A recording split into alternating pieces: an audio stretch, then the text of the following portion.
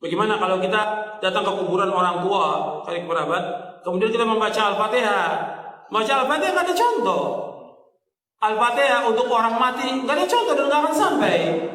Imam Syafi'i mengatakan demikian. Sebagaimana dikatakan oleh Al-Hafidz Ibnu Katsir ketika menafsirkan ayat dalam surah An-Najm ayat 39, wa an laisa lil insani illa ma sa'a. Seseorang tidak akan mendapatkan apa yang diusahakan. Kata Ibnu Katsir bahwa Imam Syafi'i berpendapat bahwa nggak bisa orang mengirimkan bacaan atau pahala kepada orang, nggak bisa, nggak akan sampai. Masalah ibadah kembali kepada masing-masing orang. Jadi Al-Fatihah nggak sampai. Begitu juga yang lainnya, bacaan Al-Quran. Kadang-kadang orang sudah meninggal dibacakan Quran. Orang disuruh membaca Al-Quran di mana? Di rumah. Terutama surah Al-Baqarah, di masjid baca Al-Quran, bukan di kuburan. Al-Quran ini diturunkan oleh Allah untuk ancaman kepada siapa? Orang hidup, orang mati. Di surah Yasin ayat 70 Allah berfirman, liyunzira man kana hayyan wa yahiqqal qawlu 'alal kafirin. Bahwa Al-Quran diturunkan Allah untuk mengancam orang yang hidup, hayyan, orang yang hidup, bukan orang mati. Kok orang mati dibacakan Quran? Manfaatnya apa? Enggak ada manfaatnya. Bismillahirrahmanirrahim. Assalamualaikum warahmatullahi wabarakatuh. Dukung terus MR AGD Channel, channel kajian ilmiah aswaja dengan cara subscribe, teng. Jangan lupa tekan tombol loncengnya, karena menekan tombol lonceng gratis. Ada membahas bahwa Nabi Muhammad tak pernah menganjurkan untuk mengirim Al-Fatihah untuk orang yang sudah meninggal. Apakah betul Pak Ustaz? Apakah ada hadisnya? Kalau ada orang meninggal dunia, hadis pertama, kalau ada orang meninggal dunia, asri'u lahu, cepat-cepatlah kuburkan. Jangan jenazahnya tahan lama-lama. Saya sampaikan sudah ke istri saya, kalau aku mati, cepat-cepat kuburkan. Mati maghrib, ba'da isya kuburkan. Bagaimana makam malam? Abu Bakar Siddiq meninggal dimakamkan malam. Tempat kita banyak lampu. Tak ada menggali, carikan ekskavator. Jangan tunggu sampai besok. Sudah saya sampaikan itu. Ini meninggal sore, ditunggulah sampai besok. Kenapa belum jadi kuburkan? Tunggu zuhur. Habis zuhur, anak pula delay pesawat Lion Air 3 jam dari Surabaya. Sampai jam 5 sore, kata sambutan dari RT, RW, tokoh masyarakat, nenek mama, orang Sumando, sadonyo. Panjang cerita. Kalau bolehlah jenazah itu di dalam nokok. Copek dah. Betul enggak. Tak sabar mau ikut ruang interview ujian dia.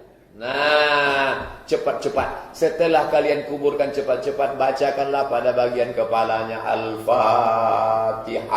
Pada bagian kakinya ujung surat Al-Baqarah, lillahi ma fis samawati wa ma fil ard. Dalil pertama. Terima kasih Pak.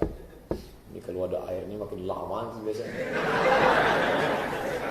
Dalil kedua, kata Abdullah ibn Umar ibn Khattab, anak Umar bin Khattab, dalam kitab Ar-Ruh, murid Imam Ibnu Taimiyah punya murid namanya Imam Ibnu Qayyim Al-Jauziyah, nama kitabnya Ar-Ruh. Kalau nanti aku mati, tolong bacakan pangkal surat Al-Baqarah sampai wa ulaika humul muflihun, dan bacakan ujung surat Al-Baqarah, lillahi ma fis samawati wa ma fil ard. Dalil yang kedua.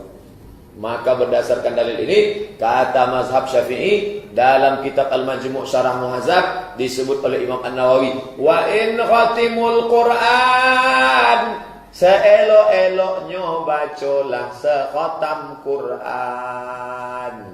Kalau tak sanggup sekhatam Quran, bacalah hatinya Al-Quran. Qalbul Quran, Yasin, wal Quranil Hakim, innaka laminal mursalin.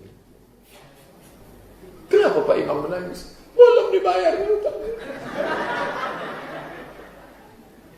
Nah, tak sanggup membaca Yasin terlalu panjang, Ummul Quran Al-Fatihah untuk almarhum Ustaz Abdul Somad. Al-Fatihah.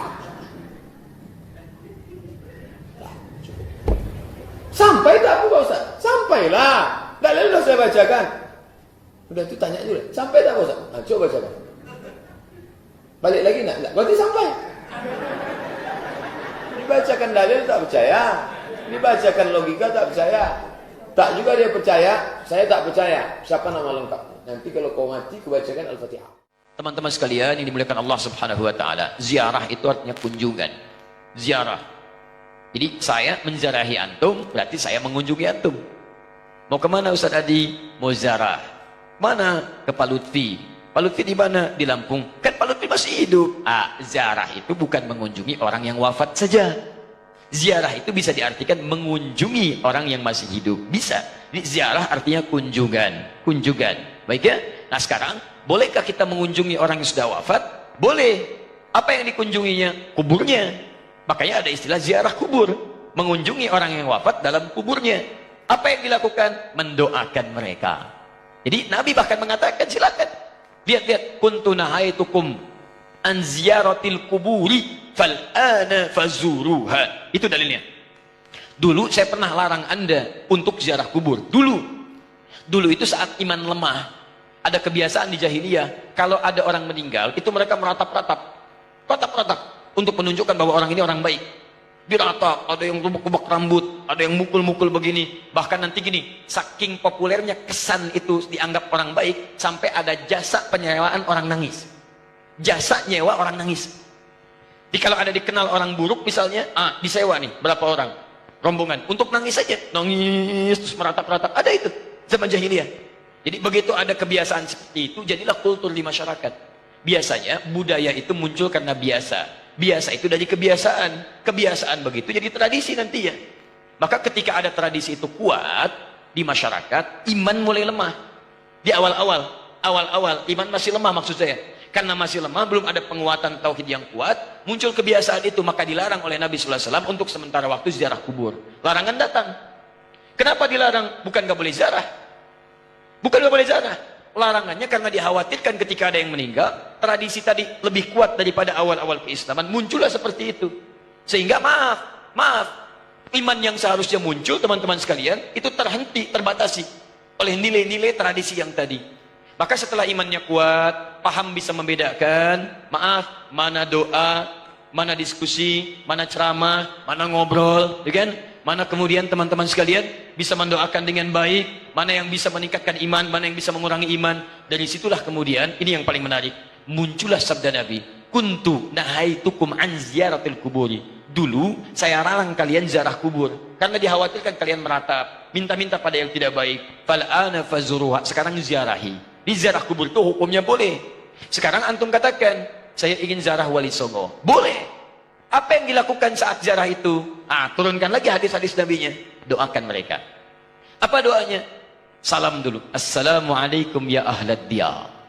Minal mu'minina wal mu'minat. Wal muslimina wal muslimat. Wa nahnu insya'allahu bikumul lahiqun.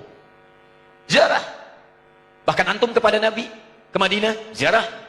Begitu setelah selesai salat Raudhah, antum lewat Babu Salam, lewat itu kan ziarah. Assalamualaikum ya Rasulullah. Assalamualaikum ya Abu Bakrin. Assalamualaikum ya Umar radhiyallahu taala anhuma. Antum ke Baqi ziarah. Assalamualaikum ya ashaban Nabi sallallahu alaihi wasallam. Assalamualaikum ya ahlad diyar. Minal mu'minina wal muslimin wal mu'minat wal muslimina wal muslimat wa nahnu insyaallahu bikumul lahiqun. Datang ke Wali Songo, ziarah. Apa darahnya? Sampaikan salam. Salamnya yang tadi. Setelah itu apa? Itu sunnah Nabi, berdoa. Allahumma ighfir lahum warhamhum wa afihim wa'fu anhum wa akrim nuzulahum wa wasi' madkhalahum wa naqqihim minal khataaya kama yunaqqa thawbul abyadu minad danas. Doakan mereka. Ya Allah, alirkan pahala pada mereka. Ya Allah, berikan kemuliaan pada mereka yang telah membawa risalah dakwah ke Nusantara. Ya Allah, muliakan keluarganya. Ya Allah, berikan kekuatan ya Allah kepada keluarganya dalam keadaan yang terbaik. Selesai, itulah ziarah kubur. Lalu sampaikan, ya Allah, kami pun sadar kami kapan pun akan diwafatkan. Maka wafatkan kami ya Allah seperti Engkau wafatkan mereka dalam keadaan yang terbaik. Sudah. Makanya kata Nabi, cara terbaik meningkatkan iman, mengunjungi, berziarah atau ingat pada kematian. Sering lewat alam kubur mengingatkan kita mendekatkan diri pada Allah Subhanahu wa taala. Hayyul hadi bi ajmal dzikra